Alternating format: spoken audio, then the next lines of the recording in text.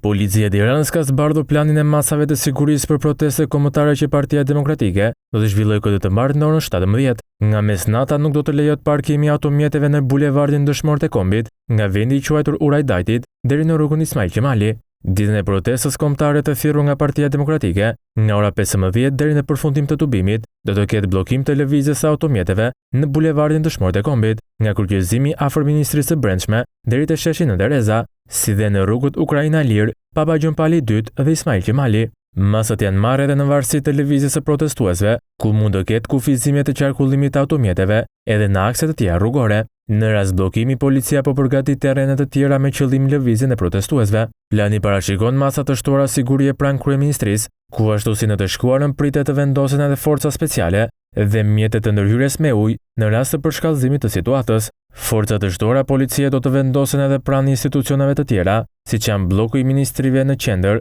apo dhe godina e kuvendit, ku në protestën e fundit të opozitës u shënuan përplasje. Ashtu si para kryeministrisë, policia përdori aty ujin me presion dhe gazlotësiellës për të shpërndar protestuesit që hodhën gure sende të tjera të forta ndaj uniformave blu. Patrulla të lëvizshme dhe oficer policie do të ketë në hyrje dhe dalje të Tiranës, ndërsa kontrollet ndaj protestuesve do të fokusohen në qytet. Kryesisht policia ka një databazë të personave, të cilët kanë shkaktuar akte dhune, ndërsa këta individ do të jenë në qendër të vëmendjes.